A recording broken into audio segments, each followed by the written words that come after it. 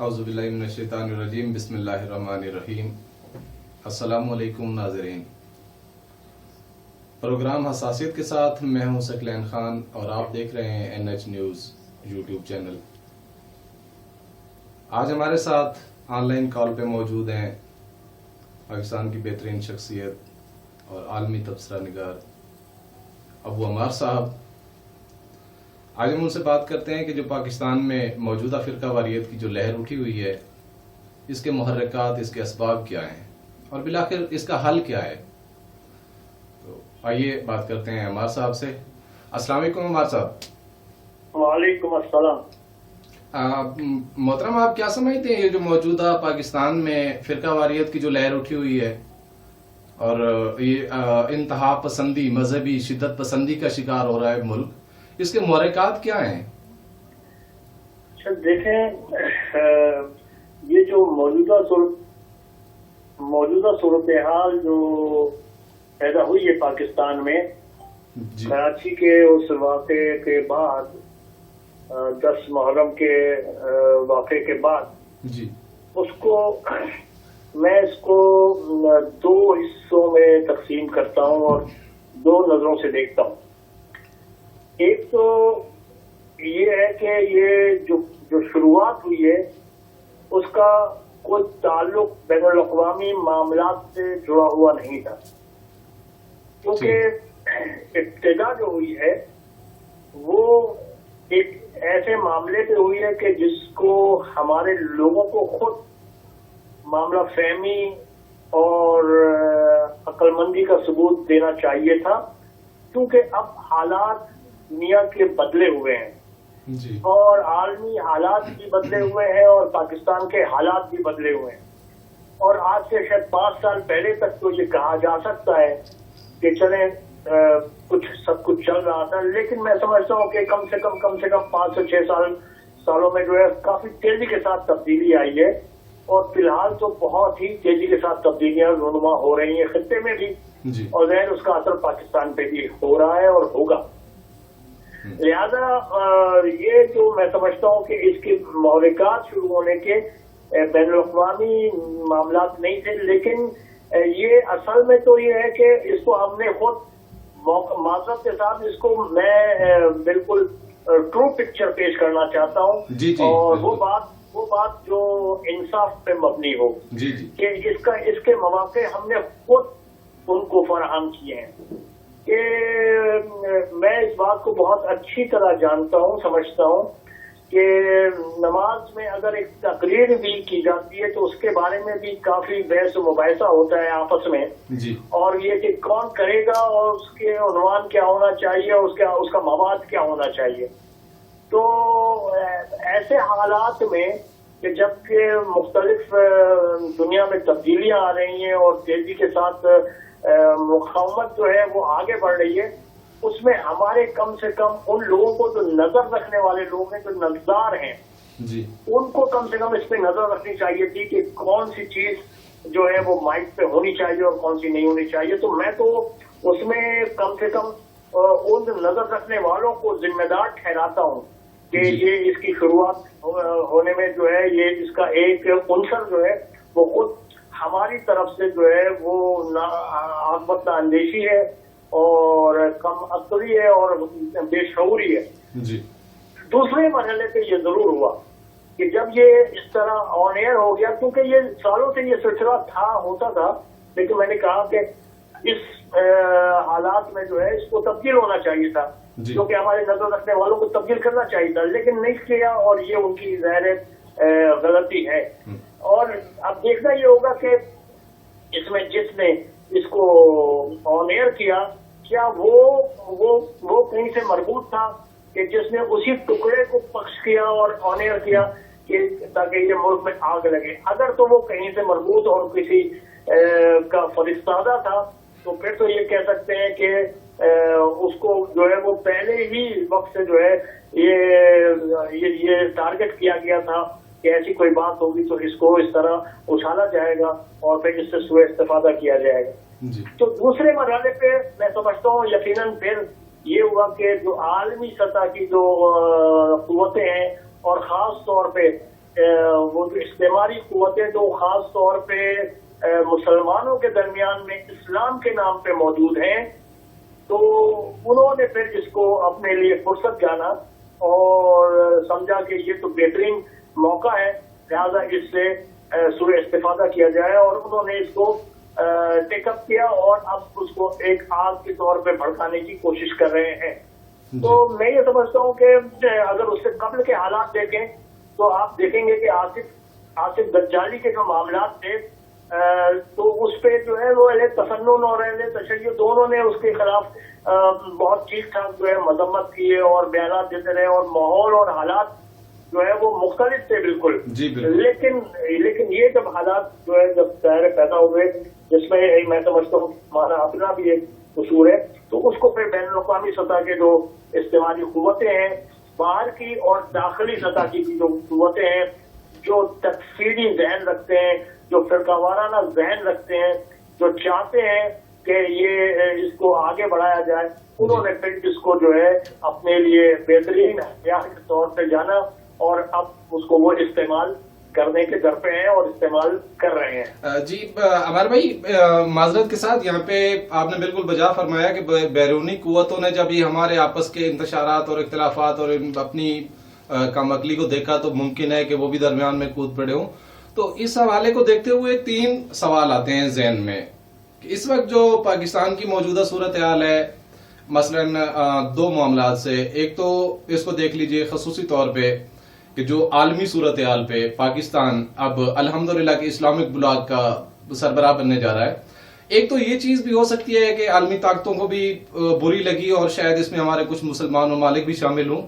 اور اس کے ساتھ سی پیک کا معاملہ بھی ہے۔ سی پیک بھی بہت سارے ممالک کو ہضم نہیں ہو رہا، چونکہ وہ دیکھ رہے ہیں کہ پاکستان الحمدللہ اپنے پاؤں پہ کھڑا ہو رہا ہے، یہ بھی وجہ ہو سکتی ہے۔ اور تیسرا، عرب اور ترکی کی آپس میں رسا کشی، یعنی خلافت عثمانیہ اور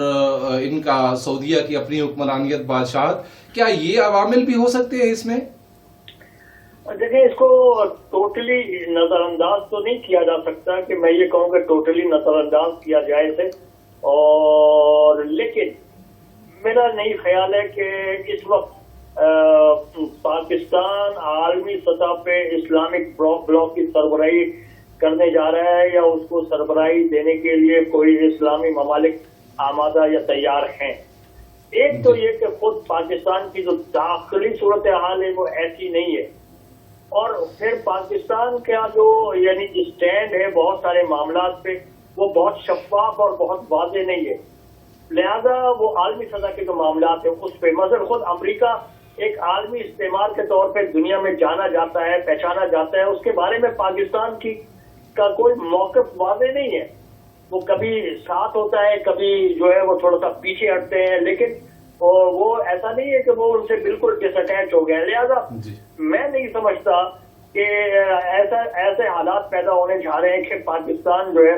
وہ اسلامک بلاک کی سربراہی کرنے کے جو ہے وہ اس وقت جو ہے وہ آمادہ ہو، یا یہ کہ اس کے تیار کیا جا رہا ہو، یا یہ کہ اسے اسلامک بلاک کی سربراہی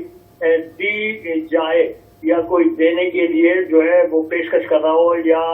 کوئی دینے کے لیے جو ہے حالات سازگار بنائے جا رہے ہوں، کیونکہ خود پاکستان کے حالات سیاسی طور پہ بھی، اندرونی طور پہ بھی اور بیرونی طور پہ بھی ایسے نہیں ہیں، نہ ان کے افکار و خیالات و نظریات ایسے ہیں، یعنی پاکستان کی حکومت کے اور اسٹیبلشمنٹ کے، اور نہ داخلی طور پہ ایسے معاملات نظر آ رہے ہیں۔ لہذا یہ میں پہلے مرحلے پہ تو میں اس کی نفی کروں گا کہ ایسے کوئی حالات نہیں پیدا ہونے جا رہے ہیں کہ پاکستان اس کی سربراہی کرنے جا رہا ہے، لہذا اب اس کو خراب کرنے کے لیے پاکستان میں خرابی حالات تو پہلے سے موجود ہیں، تو وہ کبھی بیچ میں بریک ہو جاتا ہے لیکن پھر چل پڑتا ہے، تو یہ ایسے حالات جو ہے پاکستان میں چلتے رہے ہیں اور چل رہے ہیں۔ جی سر، یعنی یہ تو یہاں تک تو بات ہو گئی، معذرت یہاں تک تو بات ہو گئی کہ یعنی پاکستان میں اس طرح کے کوئی آثار نہیں نظر آ رہے ہیں کہ پاکستان اسلامک کنٹریز کے بلاک کا سربراہ بنے، لیکن آیا کہ یہ بیرونی جو عوامل میں نے بیان کیے ہیں ان کے کوئی امکانات نہیں ہیں، یعنی پاکستان کے ساتھ اس طرح کی کوئی چال نہیں چلی جا رہی اسے کمزور کرنے کے لیے؟ جی یہ بالکل ایک الگ بات کہی آپ نے، یہ بالکل ٹھیک ہے۔ پہلی والی بات ظاہر ہے میں نے اس کو کہا کہ میں اس کے حق میں نہیں ہوں کہ پاکستان کو اسلامک بلاک کی سربراہی کرنے جا رہے ہیں، لیکن یہ دوسری بات جو آپ کی ہے وہ بالکل اس تناظر میں دیکھا جا سکتا ہے اور دیکھنا بھی چاہیے کہ پاکستان کا اس وقت چین کے ساتھ جو ڈکلائن ہے، تو چین کے ساتھ ویسے تو دوستی ان کی بہت پرانی ہے چین کے ساتھ، لیکن اس وقت جو خطے کے حالات کے تحت اور چین نے جو کچھ پاکستان کا ہاتھ پکڑا ہے بہت مضبوطی کے ساتھ، خصوصاً سی پیک کے حوالے سے، اور مثلا ابھی جو حالیہ ایک واقعہ ہوا کہ اگر کسی نے ان سے قرض اپنا طلب کیا تو چین نے آگے بڑھ کے ان کی مدد کی. تو ایسے تناظر میں، ایسے حالات میں جب چین کے ساتھ ان کے بہت اچھے تعلقات پہلے سے بھی تھے، لیکن اب مزید مضبوط بنیادوں پہ یہ استوار ہو رہے ہیں، اور ساتھ ہی ساتھ اس میں اضافہ جو ہے وہ یہ ہے کہ چین کے تعلقات ایران کے ساتھ بھی بہت ہی بہتر ہو رہے ہیں، اور ایران اور چین کے ساتھ بھی ایک معاہدہ جو ہے جو وہ ایک سائن ہو چکا ہے، لیکن ابھی اس پہ امپلیمنٹیشن باقی ہے. جسے کہنا چاہیے وہ ابتدائی طور پہ تو آپس میں انڈرسٹینڈنگ جو ہے وہ سائن ہو چکی ہے، لیکن امپلیمنٹیشن کے لیے جو ہے تھوڑا سا وقت درکار ہے، اور لیکن وہ میں سمجھتا ہوں کہ وہ ضرور آگے چل کر ہوگا. لہذا اس تناظر میں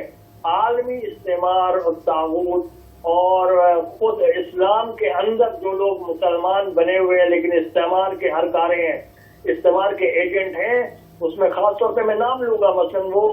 عرب ممالک سارے، تو وہ ان کے لیے یہ چیز ویزیبل نہیں ہے، ان کے آنکھوں میں یہ چیز چبھ رہی ہے کہ ایک طرف چین ایران کے ساتھ بھی اس طرح کے معاہدے کرے اور آگے کی طرف آئے اقتصادی طور پہ بھی اور فوجی حوالے سے بھی، اور دوسری طرف پاکستان کے ساتھ بھی. تو یقیناً یہ میں سمجھتا ہوں کہ جو آپ نے سوال اٹھایا ہے یہ اس میں بالکل جان ہے اس سوال میں، اور یہ کہ یہ ایک امکانات ہیں اس کے کہ اس کو سبوتاژ کرنے کے لیے خطے میں وہ تمام استعماری قوتیں، اور وہ مسلمانوں کے اندر جو استعماری قوتوں کے ایجنٹ ہیں وہ، اور خود استعمار یعنی امریکہ، اسرائیل، یہ اس کو آگے نہیں بڑھنے دینا چاہتے ہیں اور اس کو روکنا چاہتے ہیں. اس کے لیے وہ مختلف ہتھ کنڈے استعمال کر سکتے ہیں، وہ عالمی دباؤ بھی ہے، اور یہ ایک ہتھ کنڈے یہ بھی ہو سکتا ہے کہ یہ پاکستان کے اندر داخلی انتشار پیدا کر کے اس کو جو چین ہے اس کو اس سے ڈرائیں اور باور کرائیں کہ یہاں کے حالات پاکستان کے اچھے نہیں ہیں، لہذا تم ان معاملات میں پاکستان کے ساتھ یہ اس طرح کی انویسٹمنٹ نہ کرو، اس طرح کے معاہدے نہ کرو. تو یہ ایک پیغام ہو سکتا ہے اور یہ اس کو پورے امکانات یہ پیغام ہو سکتا ہے، یہ امکانات موجود ہے. اور سر معذرت کے ساتھ یہ امکانات جب سامنے ہمیں نظر آ رہے ہیں، یعنی امکانات ہیں، یہ خارج از امکان نہیں ہے، اس پہ سوچا جا سکتا ہے اور سوچا جانا چاہیے. تو اس اساس ترین صورتحال میں پاکستان کے علماء کرام، خصوصاً اہل تشیع علماء کرام کا کیا کردار ہے؟ انہیں کیا کرنا چاہیے؟ کیا انہیں حسب روایت جو ابھی معذرت جو ابھی تازہ واقعہ گزرا ہے جس کا بھی آپ نے شروع میں ذکر کیا، محرم الحرام کا، عاشورہ کے دن کا، تو کیا زیارت عاشورہ جیسے بنیادی عقائد پہ بھی سمجھوتا کر لینا چاہیے علماء کرام کو؟ کیا اس پہ بھی چپ سادھ لینی چاہیے؟ کیا یہ ٹھیک روش ہے؟ دیکھیں اس میں بھی دو جہتوں پہ کام کرنے کی ضرورت تھی ہمارے علماء کرام کو، لیکن میں نے جتنا ابھی تک اسٹڈی کیا ہے، میں نے جو دیکھا ہے اس میں ہمارے علماء کرام جو ہے وہ بہت ہی زیادہ بیک فٹ پہ نظر آئے، اور میں نہیں کہہ رہا کہ اس کو عوامی سطح پہ بہت زیادہ اچھالنا چاہیے. میں اس کو دو حصوں میں بانٹتا ہوں. ایک عوامی سطح پہ آپ کا رد عمل کیا ہونا چاہیے، اس کو میں سمجھتا ہوں کہ ہمارے علماء کرام کو، ہماری جماعتوں کو، ہماری تنظیموں کو، ہمارے اچھی شخصیات کو چاہیے کہ اس معاملے کو تھوڑا سا کام ڈاؤن کریں، تھوڑا سا ٹھنڈا کریں، اور اس میں جو ہے لوگوں کو یہ امن کا پیغام، لوگوں کو اتحاد کا پیغام، لوگوں کو اخوت کا پیغام دیں، اور ماحول کو سازگار بنائیں، ماحول کو بہتر بنانے کی کوشش کریں. وہاں عوامی سطح پہ کوئی اس طرح کا تسل اور بہت ہی تند و تیز بیانات نہیں دینے چاہیے. لیکن ایک دوسرا پہلو جو ہے وہ حکومت اور اسٹیبلشمنٹ کا ہے. حکومت اور اسٹیبلشمنٹ کے ساتھ ہماری جماعتیں، ہمارے قائدین کو چاہیے کہ وہ ان سے ملاقات کر کے یہ اندرون خانہ بالکل واضح کریں کہ دیکھیں اس سے کوئی کمپرومائز نہیں ہو سکتا ہے. لیکن میں یہ سمجھتا ہوں کہ آج کے حالات میں یہ بات بھی ہمیں سمجھنی چاہیے کہ یہ باور کرائے اسٹیبلشمنٹ کو اور حکومت کو کہ ہم اس کے بھی حق میں نہیں ہیں کہ اس کو اعلانیہ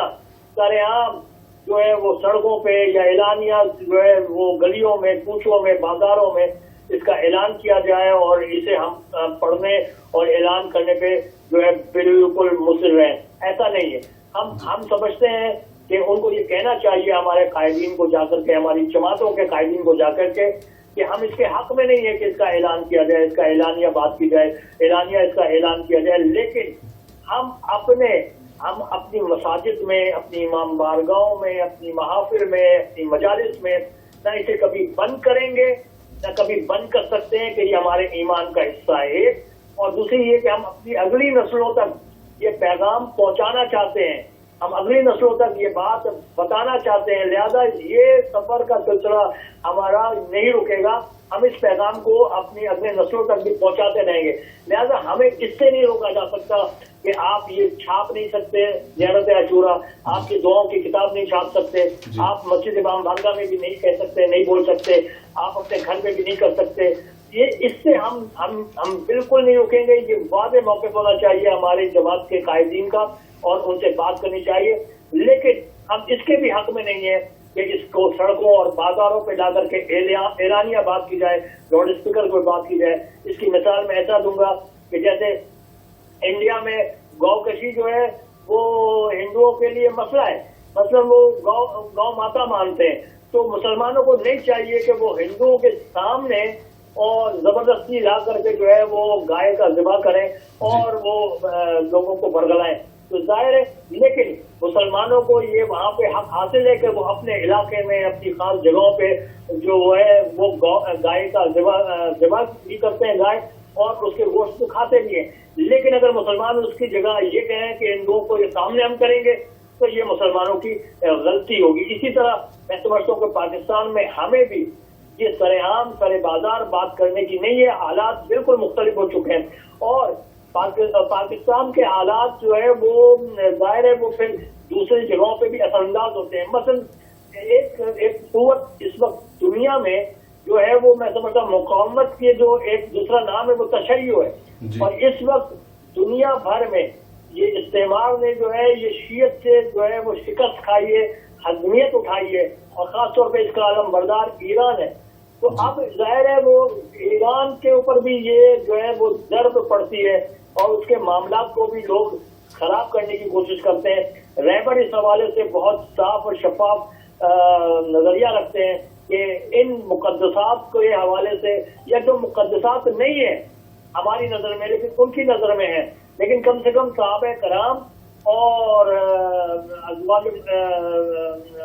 ازواج کے حوالے سے تو ہمارے ویوز کلیئر ہیں، تو ہمیں ان کا احترام کرنا چاہیے. لیکن اگر ان کو کسی اور کا بھی احترام لازم ہے تو ہمیں ضروری نہیں ہے کہ ہم بھرے عام مجمع میں سڑکوں پہ ان کے سامنے جو ہے ان کی جو ہے وہ توہین کریں یا ان کی جی بالکل بجا فرمایا آپ نے سر. پالیسی نہیں ہوگی کیونکہ اس کا اثر عالمی سطح پہ پڑے گا، اور عالمی سطح پہ جو ہماری تحریک اس وقت چل رہی ہے یعنی مقاومت کی جو تحریک عالمی سطح پہ اہل تشیع کے ہاتھ میں ہے، یہ اس کو کمزور کرنے کے مترادف ہوگا. لہذا ہمیں بہت سوچ سمجھ کے اور پھوک کے قدم رکھنے کی ضرورت ہے، کیونکہ ہمارے اندر بھی جو ہے وہ دشمن موجود ہے اور بیرونی دشمن تو ہے ہی جو ہمیں نقصان پہنچانا چاہتا ہے. جی بالکل سر بجا فرما رہے ہیں آپ. تحریک کو جی بالکل بجا فرما رہے ہیں آپ. کسی کے جذبات کو، کسی کے اعتقادات کو برا بھلا نہیں کہنا چاہیے، کسی کی دل آزاری اسلام اجازت ہی نہیں دیتا. عقائد میں ہر انسان آزاد ہے، اپنا عقیدہ خود رکھ سکتا ہے، لیکن کسی کے مقدسات کی توہین نہیں کر سکتا. یہ چیز بالکل غلط ہے. یہاں پہ دیکھنا یہ ہے کہ آیا علماء کرام کی ایسے شرپسند عناصر کے خلاف، یعنی ایسے نااہل اہل ممبر جو ممبر کے قابل نہیں ہوتے، ممبر پہ آ جاتے ہیں اور الٹی سیدھی باتیں کر کے مسلمانوں کو آپس میں لڑانے کا سبب بنتے ہیں، تو ایسے لوگوں کے لیے علماء کرام کی کیا ذمہ داری ہے کہ انہیں کیا کرنا چاہیے؟ اور دوسری چیز یہ بھی کہ دوسری طرف اس طرف ہم دیکھتے ہیں کہ یہاں پہ علماء کرام کو ایسے لوگوں کے خلاف کیا کرنا چاہیے، ان کے خلاف کیا حکمت عملی ہونی چاہیے. دوسری طرف یعنی کتب میں بھی کہ اگر کوئی زیارات کی کتب اٹھا کے وہاں پہ بھی ان میں بھی اس طرح کے کوئی الفاظ ملتے ہیں زیارت عاشورہ جیسے، تو ان لوگوں پہ بھی FIR کر کے انہیں اریسٹ کرنا اور بند کروا دینا، یہ کہاں کا انصاف ہے؟ یہ دونوں طرف سے آپ کیا سمجھتے ہیں کہ کیا ہونا چاہیے دونوں طرف سے؟ میں نے پہلے کہا کہ یہ ہمارا دینی ایمانی حق ہے، آئینی حق، پاکستان نے آئینی طور پہ ہمیں حق دے رکھا ہے کہ وہ پاکستان کا آئین ہمیں اس سے نہیں روک سکتا. البتہ حالات کے تناظر میں اور اخوت اور بھائی چارے اور اتحاد بین المسلمین کے حوالے سے ہمیں یقیناً احتیاط برتنی چاہیے، سرعام ان معاملات کو نہیں کرنا چاہیے، لیکن ہمیں اسے پیچھے کی بھی ہٹنا چاہیے. اپنے امام بارگاہ، مساجد، محافل، مجالس اور اپنی کتابوں سے اس سے پیچھے بھی نہیں ہٹنا چاہیے، جو کہ میں پہلے کہہ چکا. لیکن اب جو لوگ اگر سرعام ممبر پہ آ کے اس طرح کی بات کرتے ہیں تو اس میں بہت واضح ہے رہبر مسلمین ہے جہاں اس سلسلے میں اپنا ایک موقف رکھتے ہیں کہ ایک جو ہے وہ انگلشی جو ہے وہ برطانوی شیعت بھی ہے اور اس کو MI6 جو ہے چلا رہی ہے، اور ایک جو ہے وہ ظاہر ہے وہ امریکی جو ہے وہ سازش بھی ہے جو زیادہ تر وہ اہل تفنن کے اندر جو ہے وہ کام کرتے ہیں. تو یہ جو برطانوی شیعت ہے اس کے حوالے سے ہمیں دیکھنا پڑے گا کہ اگر کچھ لوگ اس پہ باقاعدہ اصرار کرتے ہیں، پہلا مرحلہ تو یہی ہے ہمارے علماء کرام کا، ہمارے سمجھدار لوگوں کا، کہ وہ ان کو سمجھائیں، ان کو بتائیں کہ بھائی یہ مناسب نہیں ہے. نہ تو ائمہ اس پہ خوش ہیں، نہ راضی ہیں، اور نہ یہ ہماری تعلیمات ہے، نہ اسلامی تعلیمات ہے، نہ اہل بیت کی تعلیمات ہے. اگر وہ اس مرحلے پہ نہیں سنتے ہیں، نہیں مانتے ہیں اور اصرار کرتے ہیں تو میں سمجھتا ہوں کہ پھر ایسے لوگوں سے جو ہے وہ دوری اختیار کی جائے، اور باقاعدہ اگر جو لوگ اس سلسلے میں بہت زیادہ آگے بڑھ کر یہ کام کرتے ہیں اور یہ منفی چیزیں کا اظہار کرتے ہیں اور اثرات پیدا کرتے ہیں تو اس کے خلاف ہمیں اعلانیہ طور پہ جو ہے برات کا اعلان کرنا چاہیے اور بتانا چاہیے کہ یہ ہم میں سے نہیں ہے بلکہ یہ برطانوی شیعت کے پروردہ لوگ ہیں اور یہ اصل شیعت سے ان کا کوئی تعلق نہیں ہے. لیکن یہ مرحلہ دوسرا ہے. پہلے مرحلے پہ ان سے بات چیت، ان کے ساتھ روابط، ان کے ساتھ کوشش کرنی چاہیے. جہاں تک دوسری بات ہے، دوسری طرف کہ اگر یہ مثلا ہماری زیارت عاشورہ کی کتابیں زبردستی اٹھا دی جائیں یا یہ اس کو پڑھنے جو ہے، یا میں نے سنا ہے کہ عمر سعد پہ لان کرنے پہ بھی جو ہے FIR کاٹی گئی ہے. تو عمر سعد تو واضح طور پہ کربلا میں موجود تھا اور وہ یزید کی فوج کا سپہ سالار تھا، تو لہذا یہ چیزیں قابل قبول تو بالکل نہیں ہو سکتی. لیکن یہ کہ ہمیں اس میں اسٹیبلشمنٹ اور حکومت پہ جو ہے وہ دباؤ ڈالنا چاہیے کہ یہ یک طرفہ کارروائی بھی کسی صورت ہمیں منظور نہیں ہے اور قبول نہیں ہے. یہ بالکل غیر مناسب بات ہے کہ ہماری ایک جو ایمانی دینی ہمارا معاملہ ہے اور جو آئین بھی ہمیں اجازت دیتا ہے، ہمیں حق دیتا ہے، اگر ہم وہ اسے چھاپتے ہیں یا اسے ہم اپنے گھروں میں، مسجدوں میں، امام بارگاہوں میں، اپنے محافل میں، مجالس میں پڑھتے ہیں تو اس پہ ہمیں قدغن نہیں لگایا جا سکتا. اور اگر کوئی لگائے گا تو اس پہ ہمارے علماء کا واضح موقف ہونا چاہیے کہ ہم اسے قبول نہیں کریں گے. لیکن ساتھ ساتھ یہ بھی بتاتے رہنا چاہیے ہمارے علماء کو کہ ہم اعلانیہ طور پہ بڑے مجمع میں، بازار میں جو ہے اس کو اعلان کرنے کے بھی حق میں نہیں ہے، کیونکہ ہم اتحاد بین المسلمین کے داعی ہیں. ہم چاہتے ہیں کہ دنیا بھر میں اس وقت جو ہے مسلمان اصل دشمن کو پہچانے کہ دشمن کون ہے، اور وہ دشمن نہ شیعہ دیکھتا ہے نہ سنی، وہ دشمن شیعہ اور سنی کو لڑائی اسی لیے رہا ہے تاکہ وہ اپنے مفادات کو حاصل کر سکے. ایک طرف وہ اسرائیل کے لیے جو ہے وہ حالات پیدا کر سکے، جو کہ آپ نے دیکھا کہ ابھی UAE نے جو ہے اسے قبول کر لیا ہے اور اس کے ساتھ جو ہے تعلقات استوار کیے ہیں. تو اسی طرح استعمار اب یہ چاہتا ہے کہ یہ مسلمانوں کو ٹکڑوں میں بانٹ دے، توڑ دے. لہذا ہمیں مسلمانوں کو چاہیے کہ وہ ان چھوٹے چھوٹے معاملات سے باہر نکل کے یہ جو ہمارے معاملات، یہ اس طرح کے جو اختلافات ہیں یہ صدیوں سے ہیں، لیکن اس کو بالائے طاق رکھ کے، اس کو اپنے حد تک رکھ کے، اپنے گھر میں رکھ کے عالمی سطح کے جو معاملات ہیں جو مسلمانوں کے لیے مشکلات پیدا کر رہی ہیں اور جو مسلمانوں کو بانٹنے کا سبب بن رہی ہیں، اس کے حوالے سے آپس میں جوڑنے کی ضرورت ہے، اتحاد کی ضرورت ہے، اتفاق کی ضرورت ہے. اس پہ اہل سنت علماء بھی کام کریں اور اس پہ اہل تشیع علماء بھی کام کریں. دونوں کا یہ جو ہے فریضہ ہے بہت شکریہ جناب, بہت زبردست بہترین تجزیہ پیش فرمایا آپ نے, بہت زبردست, مہربانی, شکریہ. وقت کی قلت کے وجہ سے معذرت چاہوں گا. پروگرام آج کا ختم, انشاءاللہ اگلے پروگرام میں پھر دوبارہ ملتے ہیں نئی ویڈیو کے ساتھ. تب تک کے لیے اجازت, اللہ حافظ.